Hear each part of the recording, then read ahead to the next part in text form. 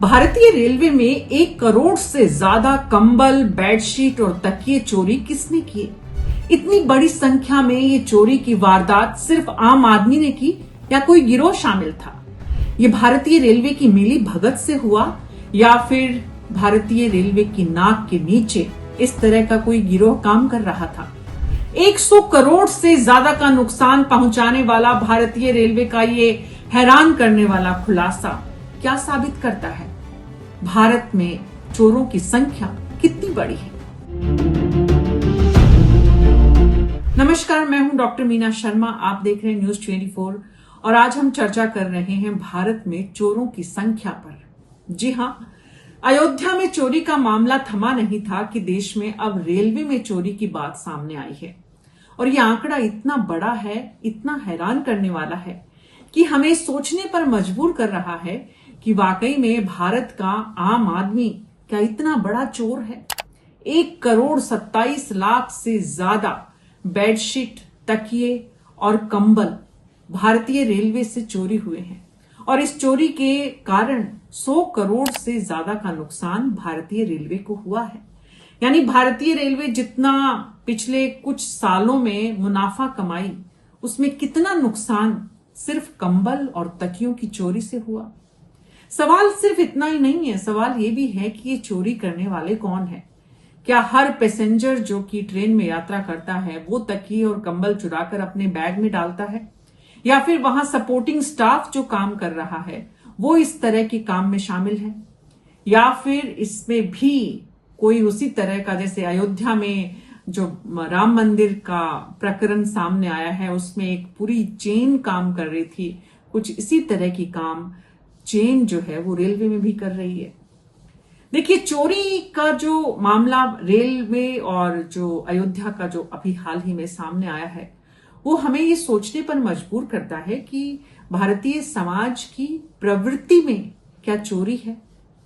यहां आम की चोरी होती है, ट्रक रोड पर अगर खुल जाता है या किसी कारण से जो वाहन जो आम ले जाने वाला, अमरूद ले जाने वाला, अंडा ले जाने वाला या न जाने कुछ इसी तरह का सामान, हम रोज देखते हैं इस तरह की खबरें, ट्रोला पलटा, लोगों की भीड़ जमी। ये तो हुई आम आदमी की रोजाना की दिनचर्या से जुड़ी हुई खबर।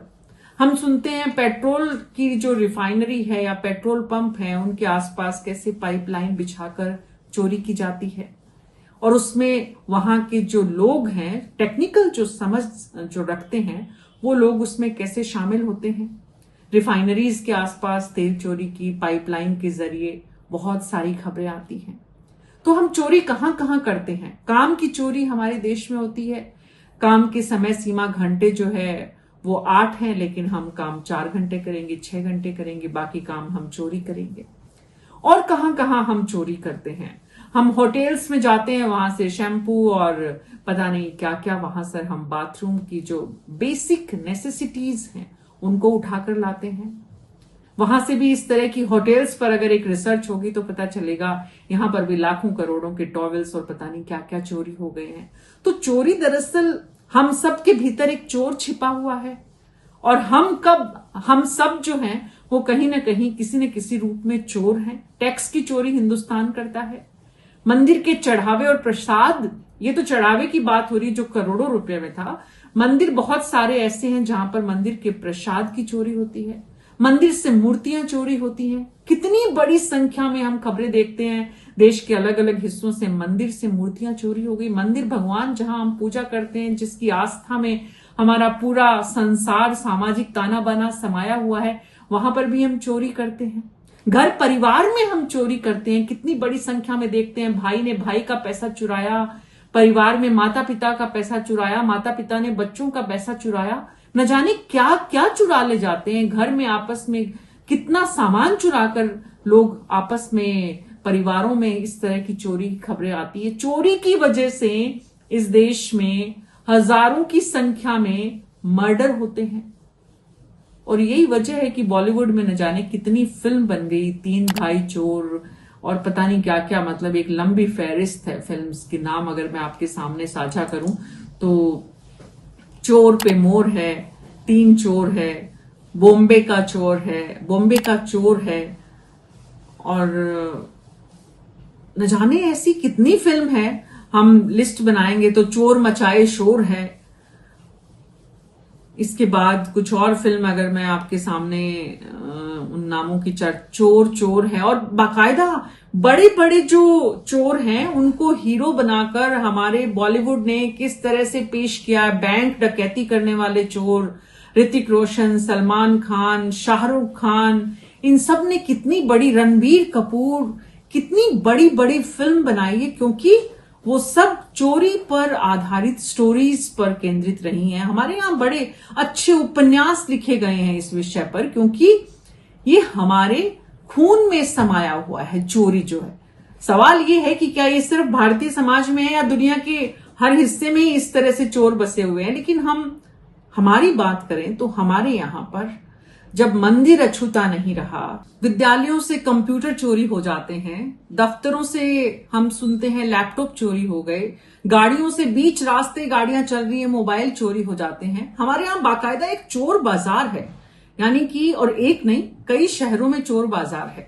इससे अंदाजा लगाया जा सकता है कि हमारे यहाँ चोरी की प्रवृत्ति कितनी बड़ी है, कितनी ज्यादा है और कितनी विनाशक है। ये दरअसल बचपन में सिखाते हैं, किताबों में पढ़ाते हैं चोरी करना पाप है, लेकिन बचपन में बच्चे खाने की चोरी करते हैं, बचपन में बच्चे छोटी छोटी चोरियां करते हैं, और उसके बाद वो चोरियां कब बड़ा स्वरूप ले लेती है। हर ऐसा कोई सेक्टर नहीं है शायद जहां चोरी नहीं होती हो। हमारे यहाँ पर अनगिनत वृत्तांत चोरी के हम सुनते हैं। बैंक में चोरी, बैंक पूरी की पूरी बैंक लूट ली जाती है, एटीएम उखाड़ लिए जाते हैं, रेलवे की चोरी का मामला सामने है, और राम को भी हमने छोड़ा नहीं है। भगवान राम जिसकी आस्था पर हमारा पूरा हिंदुस्तान टिका हुआ है, उस भगवान राम को भी नहीं छोड़ा हमने। उसके यहाँ पर चढ़ावे की चोरी और प्रसाद की भी चोरी। तो बात यह है कि हमें एक समाज के तौर पर, क्या हमने सरकारों में देखा है, समाज की बात कुछ देर के लिए तो मैंने समाज के कुछ वृतांत बताए हैं आपको, सरकारों में बड़े बड़े घोटाले, चारा चोरी, और न जाने कितना कितना, मतलब कौन सा मंत्रालय ऐसा है जो चोरी से अछूता रहा हो। बाकायदा मतलब हर विभाग में चोरी होती है, और कभी न कभी वो किसी न किसी रूप में सामने आती है। करप्शन चोरी का ही एक बड़ा स्वरूप है, लेकिन अभी हम करप्शन पर नहीं जा रहे, अभी हम सिर्फ चोरी की बात कर रहे हैं कि कैसे करप्शन तो एक ऑर्गेनाइज्ड सिस्टम हमने डेवलप किया है कि भाई तुम हमारी फाइल क्लियर करो तो हम तुमको 5,000 देंगे कि 50 लाख देंगे कि 5 लाख देंगे कि 5 करोड़ देंगे, डिपेंड करेगा कि कितनी बड़ी फाइल है। लेकिन यहां तो बात है कि सीधे सीधे आपकी आंख बंद हुई नहीं कि आपके पीछे से पॉकेट चोरी, कितनी बड़ी संख्या में इस देश में पॉकेट चोरी होता है। ट्रेन में पॉकेट चोरी सुना था, लेकिन अब ट्रेन में कंबल चोरी की बात आ रही है। यानी कि जो पढ़ा लिखा, कंबल कौन सी कैटेगरी को मिल रहा है, जो पढ़ा लिखा बिरादरी है, जो एसी में ट्रेवल करता है, वहां पर कंबल मिलते हैं। अदरवाइज ट्रेन का एक हिस्सा तो ऐसा है जहां पर पॉकेट चोरी होते हैं, खड़े होकर जाना पड़ता है। लेकिन ये पढ़े लिखे सभ्य लोग हैं, और सभ्य लोग कितने बड़े चोर हैं इसकी गवाही है ये रेलवे का जो आंकड़ा सामने आया है। 1 करोड़ से ज्यादा तक ये कंबल चोरी होना। पढ़ी लिखी बिरादरी भी कितनी बड़ी चोर, किस किस रूप। हम देखते हैं कितनी बार लोग आपस में पेन चोरी कर लेते हैं, जहां जाते हैं वहां पर लोगों के और भी इस तरह के बैग्स चोरी हो जाते हैं, एटीएम चोरी हो जाते हैं, और दोस्तों मित्रों की एटीएम चोरी कर लेते हैं, अपने कोलीग्स के चोरी हो जाते हैं।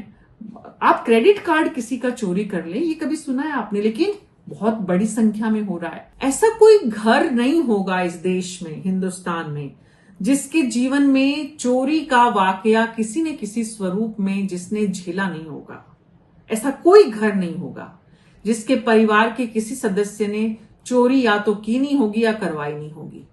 यानी कि इतनी बड़ी हमारी प्रवृत्ति में समाहित है चोरी की जो आदत है, और इस आदत से अगर हमारी कानून व्यवस्था, हमारी पुलिस मशीनरी, प्रशासनिक मशीनरी, खास करके पुलिसिंग जो है, वो इससे पार क्यों नहीं पाई? क्योंकि दरअसल चोरी करने वालों की संख्या इतनी बड़ी है, और आपसी रिश्तों में, मित्रता में, दफ्तर में, कुलीग्स में भी चोरी के इतने केसेस सामने आते हैं कि सामने आने के बाद उन्हें छिपाने की कोशिश होती है, उन पर पर्दा डालने की कोशिश होती है, किसी तरह से उन्हें रफा दफा किया जाता है, क्योंकि चोरी करने वाले का स्टेटस इतना बड़ा है कि वो उसे पुलिस के सामने ले जाएंगे तो कैसे होगा, सेटलमेंट किए जाते हैं। यानी कि चोर बड़े बड़े अच्छे अच्छे व्हाइट कॉलर वाले भी हमारे देश में लाखों की संख्या में या करोड़ों की संख्या में कहना चाहिए मौजूद हैं। इसलिए चोरी से हमारी पुलिस भी पार नहीं पा पाई। हर पुलिस थाने में चोरी के किस्से और चोरी की एफआईआर सबसे ज्यादा होगी, मारपीट से भी कहीं ज्यादा, रेप से भी कहीं ज्यादा। लेकिन चोरी को हम एक अपराध के रूप में उस तरह से डील करने में सफल नहीं रहे। क्या ये एक बड़ा कारण है कि हम राम मंदिर तक को नहीं छोड़ पाए? राम मंदिर ट्रस्ट से जुड़े हुए लोग भी चोरी से नहीं बच पाए, अपने आप को बचाकर नहीं रख पाए। इसका मतलब चोरी को हमने कभी उतना बड़ा या उतनी गलत बात के रूप में लिया ही नहीं।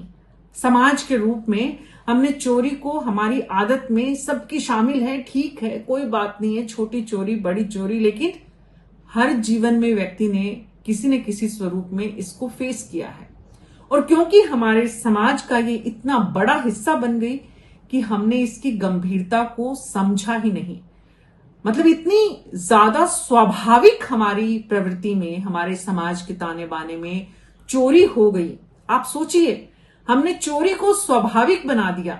इसलिए आज रेलवे में करोड़ से ज्यादा तकिए कंबल चोरी की बात कर रहे हैं और राम मंदिर में करोड़ों रुपयों की चोरी की बात कर रहे हैं, उन लोगों के द्वारा जिनके कंधों पर जिम्मेदारी थी राम मंदिर के ट्रस्ट को सजाने, संवारने, बड़ा करने की।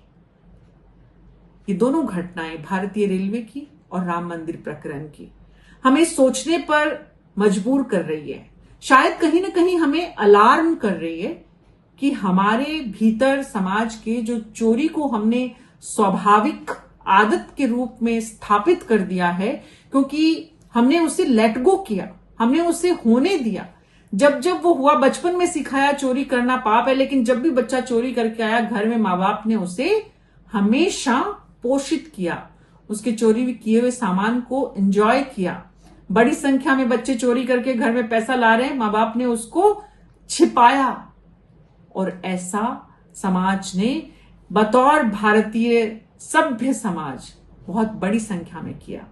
इसलिए आज भारतीय ट्रेन और राम मंदिर की घटना हमारे लिए अलार्म है। हमें ये सोचने को मजबूर कर रही है कि हमें अब चोरी की प्रवृत्ति से अपने आप को दूर करना होगा, जो हमारी नस नस में, शरीर के हर नस में बसी हुई है। हमें उससे बाहर निकलना होगा। इसका मतलब हमारे दर्शक ये न सोचें कि मैंने सबको चोर बना दिया है। मेरा कहने का तात्पर्य ये है कि हमें समाज के रूप में एक समुचित रूप से सोचना होगा कि ये मुद्दा कितना बड़ा है, ये परेशानी कितनी बड़ी है। इससे पार पाने के लिए हम सबको सम्मिलित संयुक्त प्रयास करने होंगे। तब शायद हम आने वाले दिनों में किसी और मंदिर में चोरी की घटना ना सुने, किसी और रेलवे के जो आकलन में या किसी और आरटीआई की खबर में हम इतने बड़े आंकड़े हैरान करने वाले हमारे सामने नहीं आए। अगर हमने कभी इस तरह का प्रयास किया है तो हम उससे बचें। हम सब उसमें शामिल हैं। हमारे दर्शक क्या सोचते हैं कि रेलवे में जो ये चोरी हुई है, राम मंदिर में जो ये चोरी हुई है, क्या ये आपको हैरान कर रही है? क्या आपको लगता है कि ये बहुत बड़ा अपराध है और ये नहीं होना चाहिए? इसे रोकने के लिए क्या करना चाहिए? आम आदमी क्या सोचता है? ऐसे चोरों को क्या सजा मिलनी चाहिए? ऐसी चोरी को कैसे रोका जा सकता है? क्या पुलिस इतनी बड़ी विफल है कि इतनी बड़ी संख्या में चोरियां हो रही है और पुलिस रोक नहीं पा रही है? आपकी राय आप कमेंट बॉक्स में जरूर लिखिए और मुझे अनुमति दीजिए। नमस्कार।